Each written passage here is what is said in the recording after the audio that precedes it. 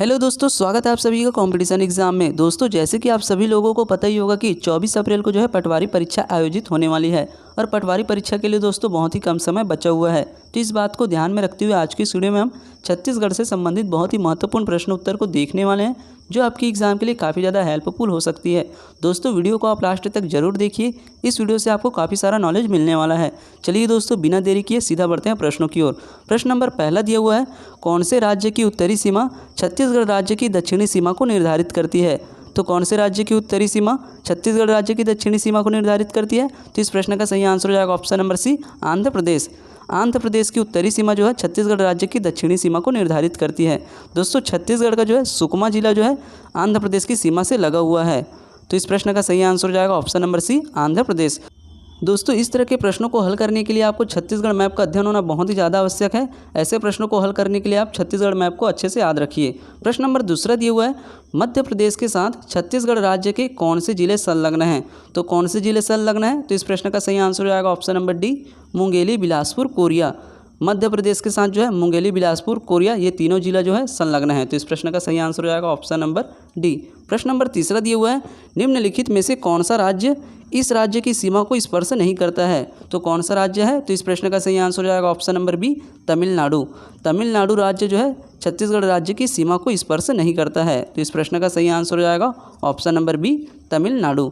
दोस्तों, ऐसे प्रश्नों को भी अच्छे से आप याद रखिए। ऐसे प्रश्नों को याद रखने के लिए आप मैप को अच्छे से अध्ययन करिए। चलिए दोस्तों, बढ़ते हैं अगले प्रश्न की ओर। प्रश्न नंबर चौथा दिया हुआ है, निम्नलिखित में से कौन सा राज्य दक्षिण पूर्वी भाग में छत्तीसगढ़ की सीमा बनाता है? तो कौन सा राज्य है? तो इस प्रश्न का सही आंसर हो जाएगा option number A, Odisha. Odisha राज्य जो है दक्षिण पूर्वी भाग में छत्तीसगढ़ की सीमा बनाता है। तो इस प्रश्न का सही आंसर हो जाएगा ऑप्शन नंबर ए। प्रश्न नंबर पाँचवा दिया हुआ है, निम्नांकित में से कौन सी नदी घाटी गोंडवाना योगिन कोयला के भंडार की दृष्टि से सर्वाधिक महत्वपूर्ण है? तो कौन सी नदी है? तो इस प्रश्न का सही आंसर हो जाएगा ऑप्शन नंबर सी, दामोदर नदी घाटी। दामोदर नदी घाटी जो है गोंडवाना योगिन कोयला के भंडार की दृष्टि से सर्वाधिक महत्वपूर्ण है। तो इस प्रश्न का सही आंसर हो जाएगा ऑप्शन नंबर सी, दामोदर नदी घाटी। दोस्तों, ऐसे प्रश्नों को आप अच्छे से याद रखिए। ऐसे ही प्रश्न जो है परीक्षा में पूछे जाने की बहुत ही ज़्यादा संभावना है। प्रश्न नंबर छठवां दिया हुआ है, छत्तीसगढ़ के निम्नलिखित भागों में कौन सा सबसे पुरातन शैलों से बना है? तो कौन सा है जो सबसे पुरातन शैलों से बना है? तो इस प्रश्न का सही आंसर हो जाएगा ऑप्शन नंबर सी, बैलाडीला की पहाड़ियाँ। प्रश्न नंबर सातवां दिया हुआ है, इस राज्य के प्राकृतिक विभागों में निम्नलिखित में से कौन सा सम्मिलित नहीं है? तो कौन सा सम्मिलित नहीं है? तो इस प्रश्न का सही आंसर हो जाएगा ऑप्शन नंबर डी, दक्कन का पठार। दक्कन का पठार जो है छत्तीसगढ़ राज्य के प्राकृतिक विभागों में सम्मिलित नहीं है। तो इस प्रश्न का सही आंसर है ऑप्शन नंबर डी, दक्कन का पठार। दोस्तों, ऐसे प्रश्नों को आप अच्छे से याद रखिए। ऐसे ही प्रश्न जो है परीक्षा में पूछे जाने की काफ़ी ज़्यादा संभावना है। चलिए दोस्तों, बढ़ते हैं अगले प्रश्न की ओर। प्रश्न नंबर आठवां दिया हुआ है, देवगढ़ के पहाड़ी के उत्तर का क्षेत्र है। तो देवगढ़ के पहाड़ी के उत्तर का क्षेत्र कैसा क्षेत्र है? तो इस प्रश्न का सही आंसर हो जाएगा ऑप्शन नंबर ए, बहुत अधिक वर्षा वाला क्षेत्र। देवगढ़ के उत्तर वाले पहाड़ी जो है बहुत अधिक वर्षा वाला क्षेत्र है। तो इस प्रश्न का सही आंसर है ऑप्शन नंबर ए। प्रश्न नंबर 9वां दिया हुआ है, छत्तीसगढ़ राज्य में सबसे अधिक ऊंचाई वाली पहाड़ी किस जिले में स्थित है? तो कौन से जिले में स्थित है? तो इस प्रश्न का सही आंसर हो जाएगा option number C, Balrampur. Balrampur जिले के सामरीपाट क्षेत्र में जो है गौरलाटा पहाड़ी है, जिसकी ऊंचाई लगभग 1225 मीटर है। इस हिसाब से जो है छत्तीसगढ़ राज्य में सबसे अधिक ऊंचाई वाली पहाड़ी जो है बलरामपुर जिले में स्थित है। चलिए दोस्तों, बढ़ते हैं अगले प्रश्न की ओर। प्रश्न नंबर 10वां दिया हुआ है, छत्तीसगढ़ के किन तहसीलों में मैकल श्रेणी विस्तारित है? तो कौन से तहसील में मैकल श्रेणी विस्तारित है? तो इस प्रश्न का सही आंसर हो जाएगा option number C, Pendra, Lormi, Rajnandgaon. Chhattisgarh के पेंड्रा, लोरमी, राजनांदगांव तहसील में जो है मैकल श्रेणी विस्तारित है। तो इस प्रश्न का सही आंसर हो जाएगा ऑप्शन नंबर सी। चलिए दोस्तों, बढ़ते हैं अगले प्रश्न की ओर। प्रश्न नंबर 11वां दिया हुआ है, दंडकारण्य के पठार की सबसे अधिक ऊंचाई निम्न में से कहाँ है? तो कहाँ है? तो इस प्रश्न का सही आंसर हो जाएगा ऑप्शन नंबर डी, बैलाडीला की पहाड़ियाँ।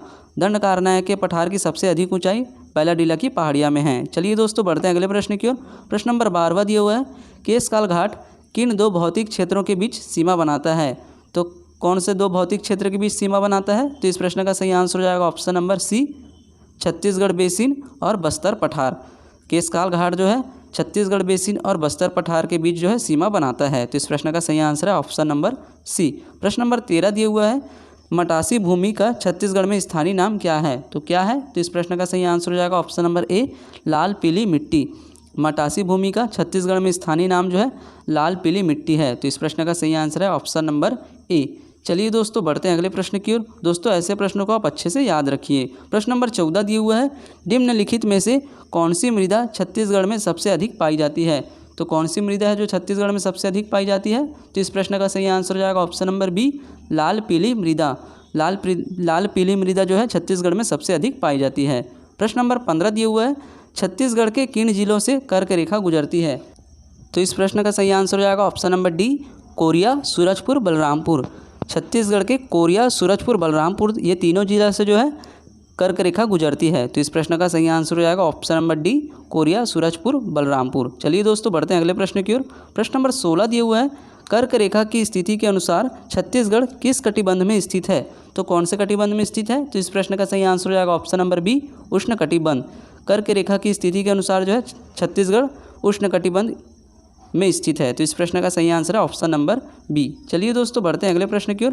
प्रश्न नंबर 17 दिया हुआ है, छत्तीसगढ़ की जलवायु के संबंध में निम्न में से कौन सा कथन सत्य है। तो कौन सा कथन सत्य है। तो इस प्रश्न का सही आंसर हो जाएगा ऑप्शन नंबर बी, छत्तीसगढ़ में मानसून बंगाल की खाड़ी से आता है। ये कथन जो है सत्य है। तो इस प्रश्न का सही आंसर है ऑप्शन नंबर बी, छत्तीसगढ़ में मानसून जो है बंगाल की खाड़ी से आता है। चलिए दोस्तों बढ़ते हैं अगले प्रश्न की ओर। प्रश्न नंबर 18 दिया हुआ है, छत्तीसगढ़ में स्थित निम्नलिखित में से किस स्थान पर अधिकतम वर्षा होती है। तो कौन सी स्थान पर अधिकतम वर्षा होती है। तो इस प्रश्न का सही आंसर हो जाएगा ऑप्शन नंबर ए, अबुझमाड़। प्रश्न नंबर 19 दिया हुआ है, छत्तीसगढ़ का अफवाह तंत्र निम्नलिखित प्रमुख नदी व्यवस्थाओं पर आधारित है। तो इस प्रश्न का सही आंसर हो जाएगा ऑप्शन नंबर ई, उपरोक्त सभी। छत्तीसगढ़ का अफवाह तंत्र जो है महानदी व्यवस्था, गोदावरी नदी व्यवस्था, गंगा नदी व्यवस्था, नर्मदा नदी व्यवस्था, ये चारों नदी व्यवस्थाओं पर आधारित है। तो इस प्रश्न का सही आंसर हो जाएगा ऑप्शन नंबर ई, उपरोक्त सभी।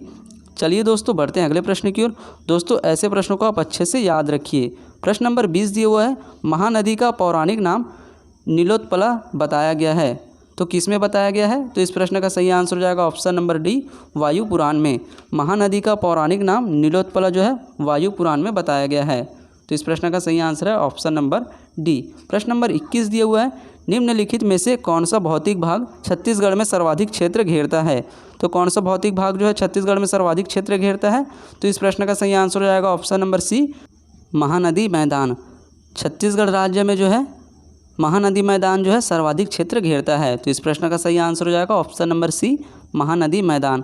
दोस्तों ऐसे प्रश्नों को भी आप हल करने के लिए आपको अफवाह तंत्र के अच्छा सा नॉलेज होना बहुत ही ज़्यादा आवश्यक है। प्रश्न नंबर 22 दिया हुआ है, गंधेश्वर मंदिर किस नदी के तट पर स्थित है। तो कौन से नदी के तट पर स्थित है। तो इस प्रश्न का सही आंसर हो जाएगा option number C, Mahanadi. Gandheshwar मंदिर जो है महानदी के तट पर स्थित है।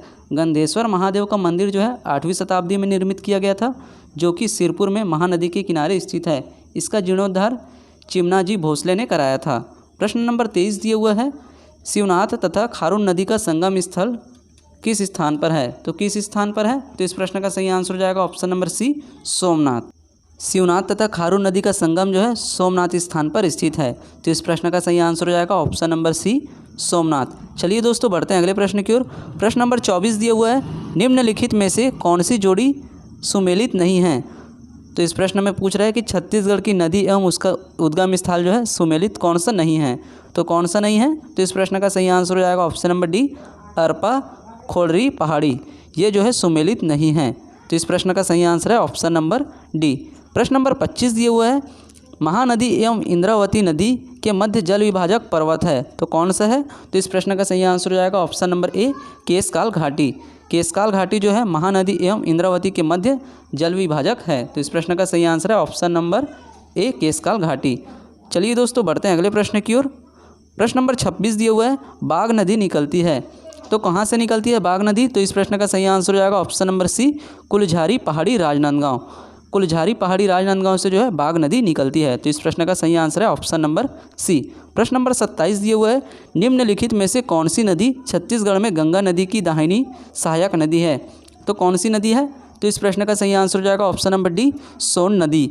सोन नदी जो है छत्तीसगढ़ में गंगा नदी की दाहिनी सहायक नदी है। तो इस प्रश्न का सही आंसर है ऑप्शन नंबर डी, सोन नदी। चलिए दोस्तों बढ़ते हैं अगले प्रश्न की ओर। प्रश्न नंबर 28 दिया हुआ है, माता दंतेश्वरी का मंदिर किन नदियों के संगम स्थल पर स्थित है?